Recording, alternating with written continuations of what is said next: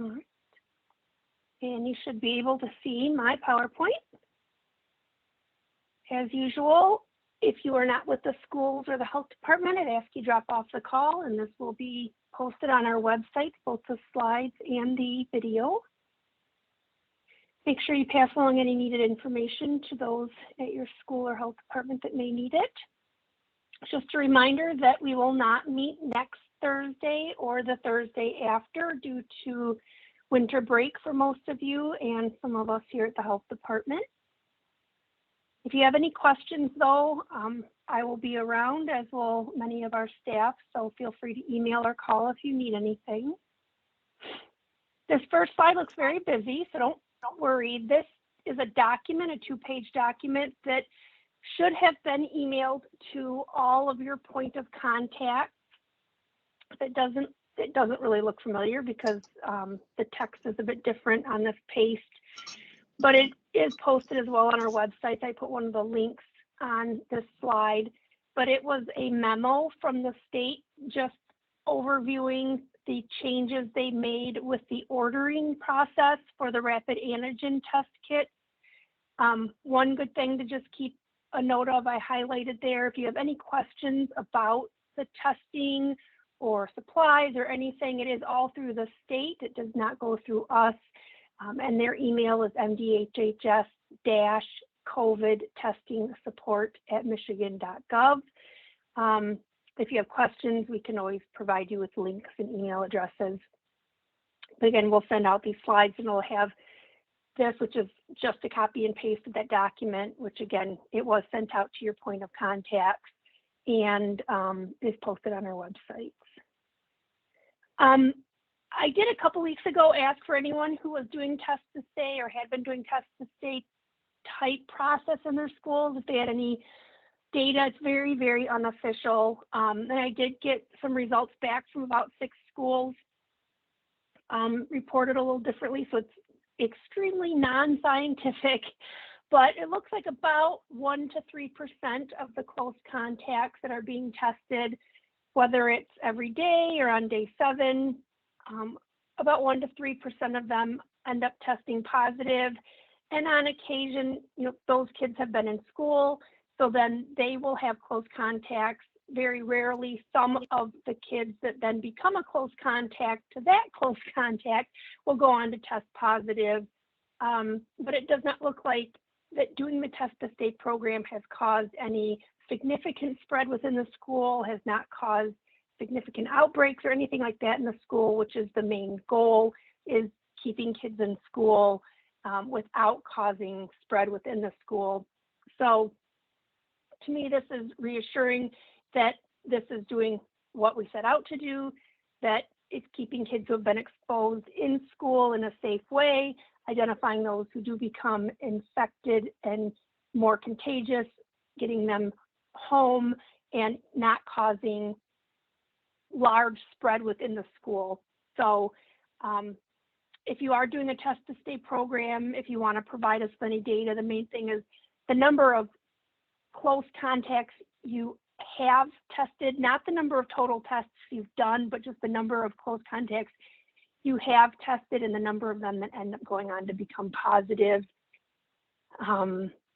And then, if it's leading to any bad outcomes, that's the main thing, is just to make sure that this is a safe process.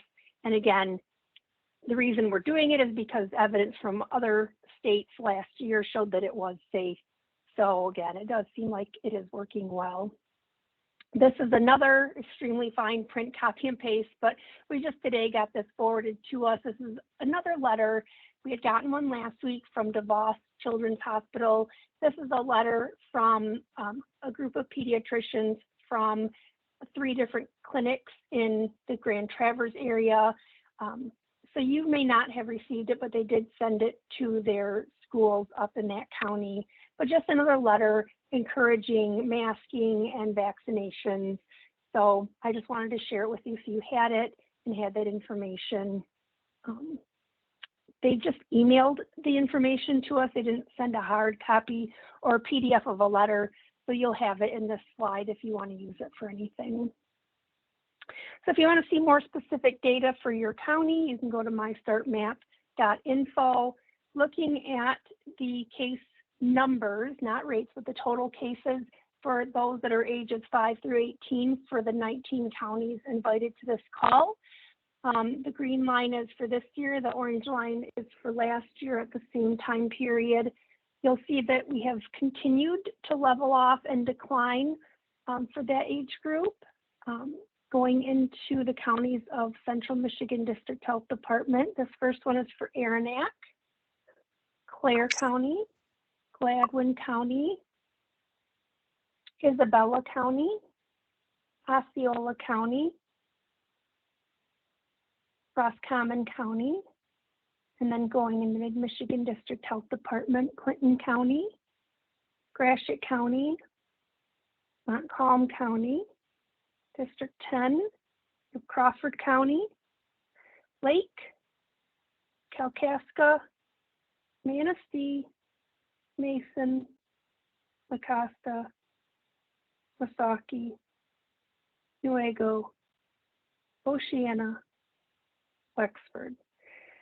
So for the most part, things seem to be trending downward for this age group and also for the state as a whole, which I'll get into in a minute. So hopefully this is not just a quirk. Getting into the state data and modeling report, every county in Michigan still at high transmission. The percent positivity on average for the state has decreased a bit. Our case rate has increased, but we're still lower than we were at the peak. And Michigan has the third highest number of cases for the country. Last week we were number one, so at least we're not winning at that anymore. And the sixth highest case rate. Our inpatient beds occupied by people with COVID is 22.4%, so almost a quarter of all the hospital beds are occupied by people with COVID. And that's been going up for many weeks now.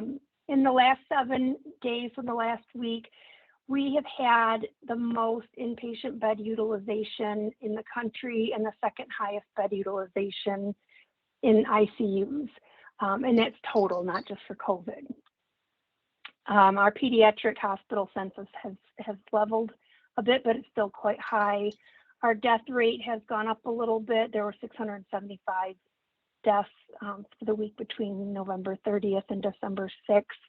And we've had the sixth highest number of deaths in the past week and the 16th highest death rate in the country. This just shows on the left, internationally, the United States is just above South Africa, and this is rate per million people. To just illustrate that there are several European countries that have been struggling, and many of them are starting to plateau off. Hopefully not an omen for us. Hopefully we are having our own surge and it's not going to get as bad as them. On the right here, this is the Midwest. We are the blue line, Minnesota's the green line, so we are tied kind of for the highest case rates in the Midwest right now. These are the case rates per week for the last 3 months. So we are starting to decrease. You can see, we've had some dips and increases before, but hopefully this will continue to go down. Fingers crossed, but we'll wait to see. Top left is our positivity rate for testing. Again, starting to plateau. Unfortunately, our hospitalization bed use and our death rate have still been quite high. Those take a bit of time. They're lagging indicators that kind of follow behind the case rates. And again, the case rates are on the bottom left. So this is, the light blue line is our current activity over the darker line, which is last year at the same time. So we are a little bit off time, but still kind of peaking at the same level of our holiday wave last year. So hopefully we will continue to decline and not see a surge after the holidays. We'll wait to see. Of note, this is basically right when many health departments started giving vaccine last year. Not that that had an immediate impact, but just of note that that was a difference around this time last year. these are our age groups. The highest rates now are being seen in our 30 to 39-year-olds and kind of our young adults. Our kiddos used to be the highest rate, and now they're dropping off. So hopefully the natural immunity they've acquired will last a while. In many people, it's very unpredictable, but hopefully our young, healthy kids will stay protected a while, but it's hard to know. Almost 10.5% of all ER visits are for confirmed COVID. So busy emergency rooms right now. Our hospitalizations may be leveling off, but still higher than they've ever been throughout this entire pandemic. So very busy hospitals, ICU. As you can see down here on the right, these are by regions in the state, but most of our ICUs, other than the Upper Peninsula, but ICUs are near completely full in most of the state, and between a third to a half of all those patients in the ICU are in there with COVID. Pediatric hospitalization, again, has been pretty level the last few weeks, but still high. The Omicron variant, they did confirm one case, and I'll show you the next slide. There's been a couple more cases confirmed in Michigan, which we are not surprised. It's kind of inevitable that it will make its appearance. I just got this article today, apparently went to press late yesterday, 5 p.m. yesterday, that the state did confirm that there were 2 more Omicron variants identified in Genesee County. So again, it's just kind of an inevitability. So there, I do have a map here. So here are the states where it's been identified in. So 29 states and territories. All the measures we have right now, vaccination, masking, hand washing, avoiding crowds, all of those things are our best bet to prevent infection and spread. Still trying to learn more about it, what's going to help in terms of treatment and things. Good grief, I'm sorry, I'm in trouble with my mouth here. They do think it will spread more easily. Really not sure if it's less severe, more severe. Do expect the vaccines to work, particularly with the boosters.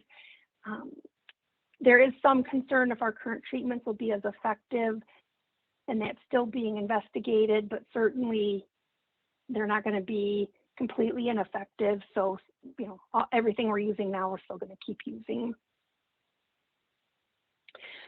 They kind of changed the way they're reporting the school outbreaks. They're not reporting the total ongoing and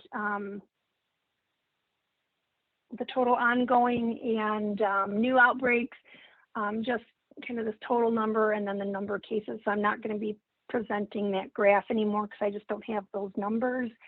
But there were of note, just to know that there was a decrease in the elementary outbreaks, a decrease in the middle school outbreaks, and a small decrease in the high school outbreaks. So those are good things to see, is to start seeing some decreases.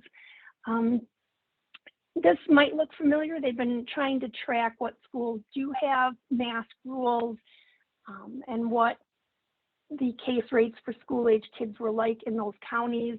And initially there was quite a divide between those counties and those areas with mask rules. As the community transmission rate has gone up more and as the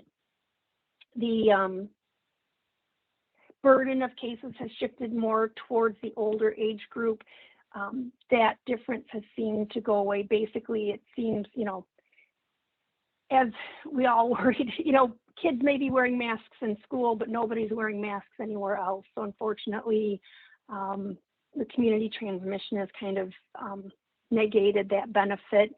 Certainly, for those schools that do have a mask mandate in school, it is going to help prevent transmission within your school.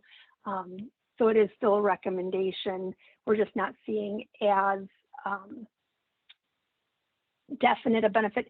This data, I do want to make a caveat. This data is not the best data, and I hesitate to even show this slide. they are using press and other means of getting information as to what schools have mask mandates. So it's very crude data, but just to give us an idea. But again, you know, if you have rampant spread in the community and nobody wears masks in the communities, you can only do so much. So this is the overall breakthrough case information since January through the 3rd of December. So about 15% of our cases are occurring in people that are fully vaccinated. But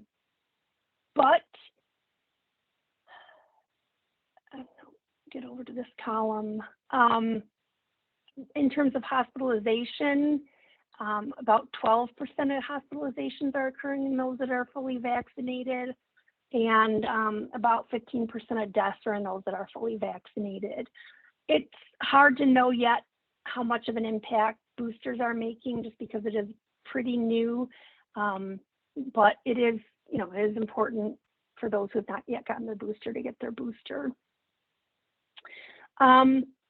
This gives Michigan's data in terms of vaccination. I am going to just click over. I did pull our data. This is really busy, and I apologize. I know it's hard with so many of us on the call, but I did pull data for Michigan and then for every county that's on this call or maybe on this call, just so you can compare.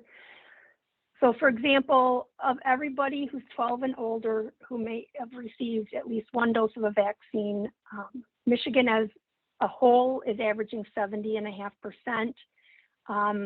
None of our counties are at that point. However, as you start to break down different age groups, we do have some counties who are doing pretty well, but we do have a lot of counties who are, you know, quite below that mark.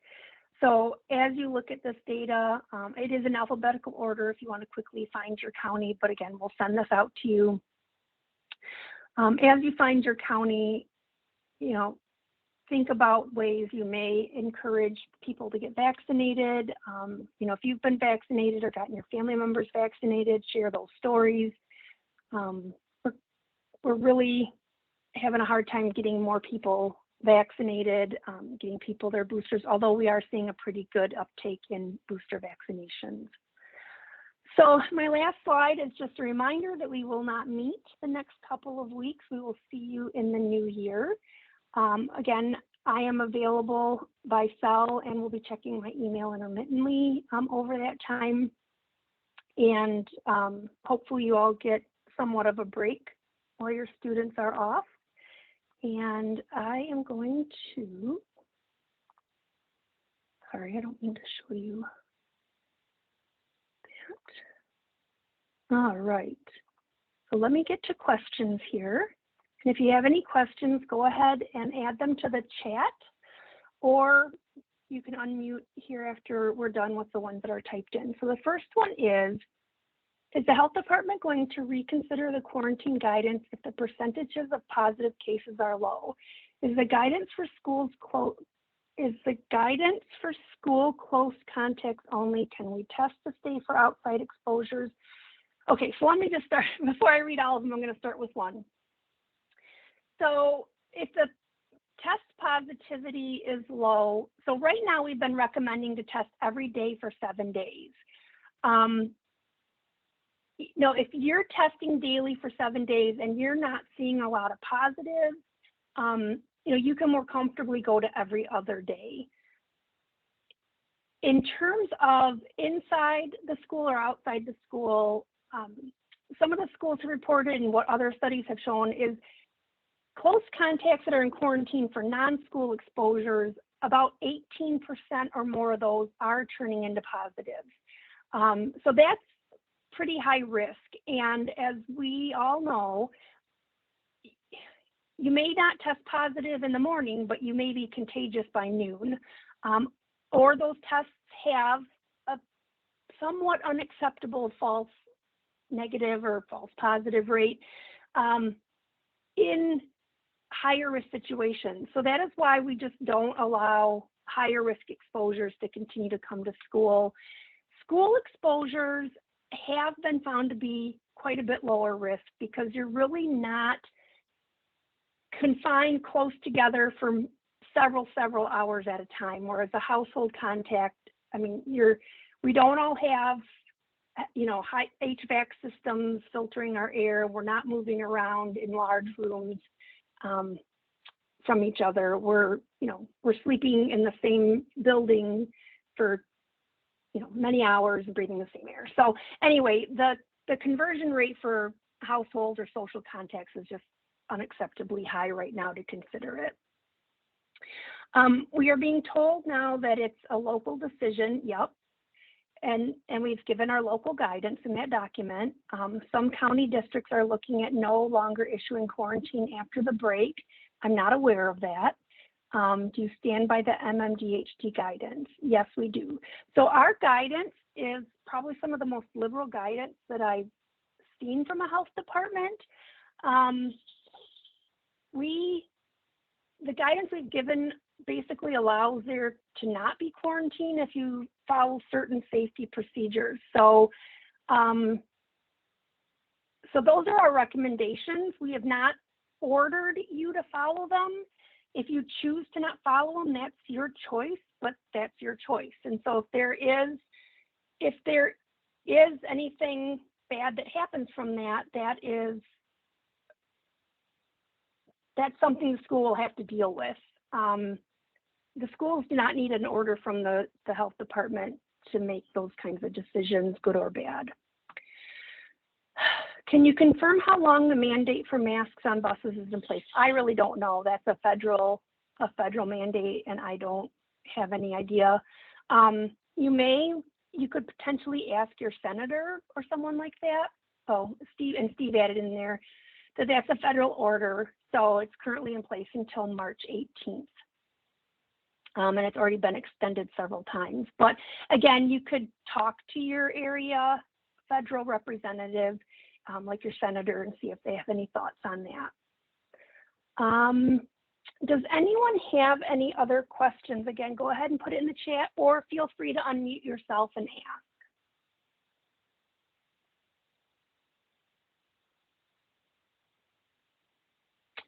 We have a parent threatening us with a lawyer if we quarantine their children. Would they have any leg to stand on? Last week, I shared a document, and we emailed it to you as well, that our public health law consultant put together, really detailing your legal authority to do that. Certainly, they can take you to court if they want to, but legally, you have a ground to stand on. Some judges don't always follow what traditionally has been followed in terms of upholding those laws, but I know that there was another county where a parent sued to end quarantine on one of their athletes, and the judge upheld their claim and overturned the schools and the health department's order for quarantine. But again, and that legal guidance is posted on our website if you don't recall what I'm speaking of, but they very clearly go over all the legal authority that you have to do that. So I know it's very, very challenging. Wayne, did you have something you wanted to say?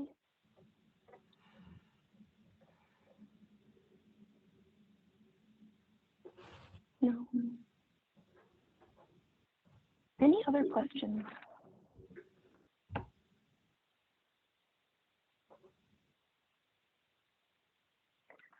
All right. Well, we will call that good for this year, and we will all hope for a better 2022. We will send you the slides and the recording. If you have any questions or concerns, let us know.